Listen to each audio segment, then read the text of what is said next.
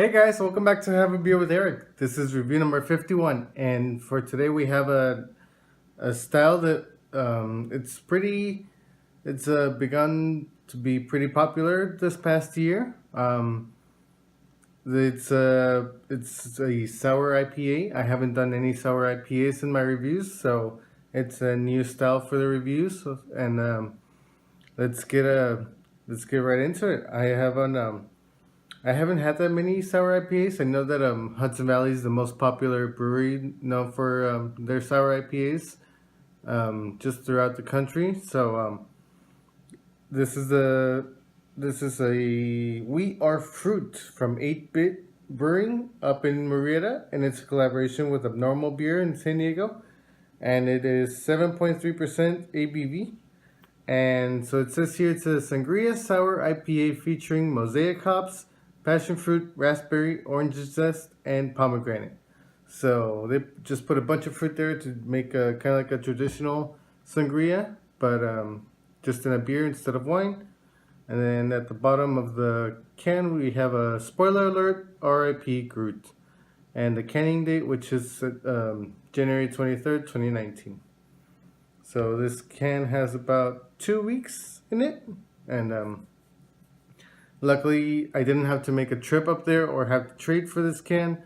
Vine and Vine was able to get some of these cans along with the Legend of Nilla, which is the a vanilla and coconut stout that came out at the same time as We Are Fruit up in 8-Bit, and so that pretty much just saved me having to make a dreadful trip on a Friday to 8-Bit, and because there's always like terrible traffic.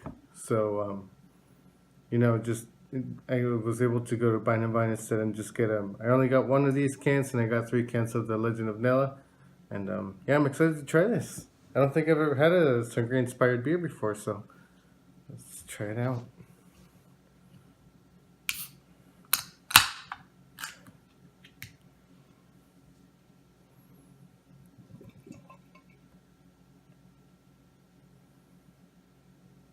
It has an interesting color. I was expecting more of a redder hue,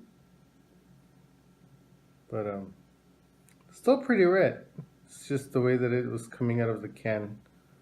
It looked more like pinkish, and it actually is kind of pinkish. And then we have about a finger of head. Let's take a smell. I get a lot of fruit in there, mostly oranges. Definitely is the passion fruit in there. That's mainly what I pick up. I don't think I pick up any of the pomegranate or the raspberries. It's just like a passion fruit and orange on the nose. I was kind of hoping that the foam would also be all colored, like some sours that have like some strong colors end up affecting the head, but this one is just straight up white. So pretty much with that, I'm just gonna dive into the beer. So cheers, guys.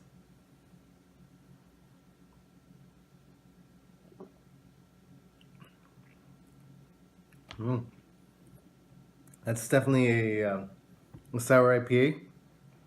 I can. It's very tart, very fruity.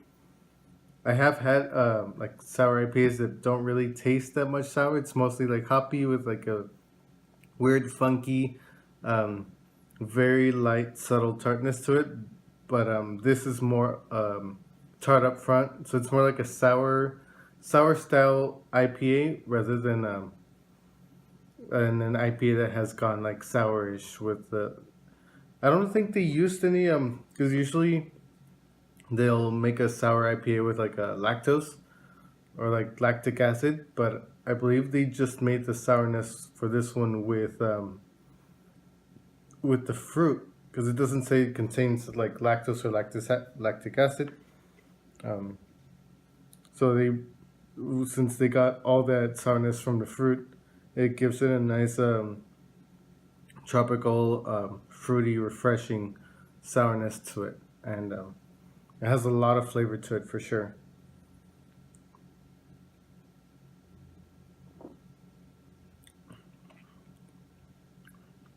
Yeah, it's really nice. It's so easy to drink. It just tastes like a kind of like a little like hoppy, fruity sour, and the body's it's not completely like thin. It's I think it's an average like um, medium body sour, low to medium carbonation. I like this. I actually ended up liking how the color turned out.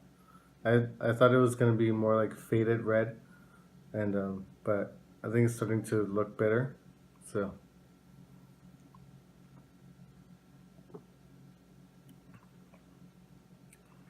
it's pretty nice. It's very enjoyable. Very I probably should have bought at least one more can.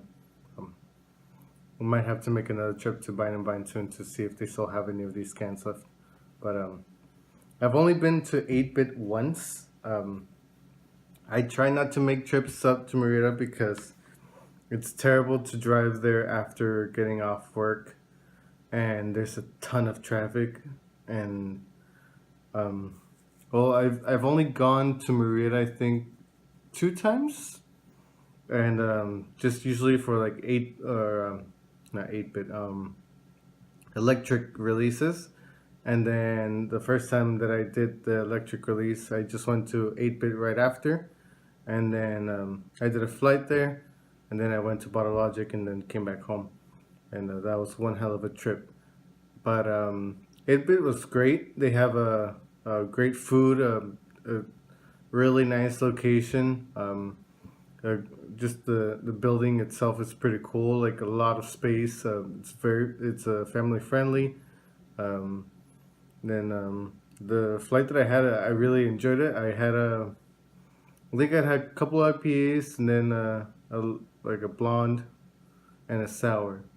So my flight was like all over the place, but just since it's the only time that I've been there, I really wanted to try their beers from like different styles, not just stick to one style and judge a brewery by just one style. And I really enjoyed it. It was a great experience, and I'm glad that it looks like Vine and Vine, the owners from Vine and Vine know the owners of 8-Bit, or at least the brewer or brewers from 8-Bit, and 8-Bit is able to bring him down cans as a favor to like sell to like mini distribution. So I think that's pretty cool, and and then obviously I've been to Abnormal several times.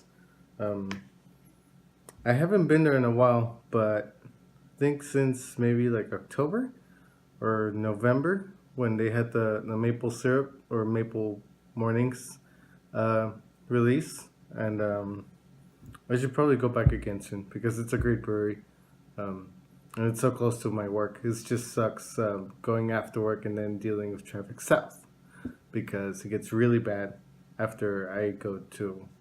I usually when I get off work on a Friday, I try to go to breweries south of my work, not north, because then it's terrible.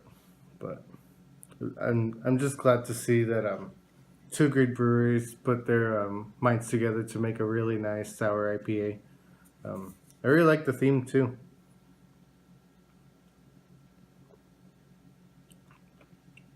8-Bit's their whole theme is, well, obviously 8-Bit comes from the 8-Bit technology, and then their logo is like a beer mug that like this, and basically all of their beers are named after like references to mainly video games, but I believe they also do like just like pop culture, and it's cool that they made one for Guardians of the Galaxy, and the other release was the Legend of Nilla, which is based off the Legend of Zelda, and they had like a little like vanilla bean right under the Triforce, which is pretty cool. But yeah, it's just I really like their theme, and for some reason, it just made this beer a little more enjoyable, seeing them do like a Guardians of the Galaxy theme. But I really like the nice light tart aftertaste that the beer gives. It's a little fruity. I'm tasting a bit of the raspberries now, so it's nice. It's a really nice sour IPA. Um, I think I like this one better than the Legend of Nella, the stout. So I think for my rating, I'll give this a 4.5.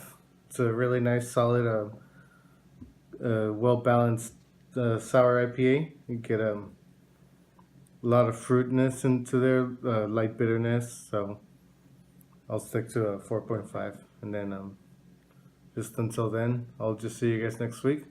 Follow me subscribe to my channel, Have a Beer with Eric, comment, like it, and then Have a Beer with Eric on Instagram. Go ahead and follow me there. And I'm Sky49 on tap. So until then, I'll see you guys later. Cheers.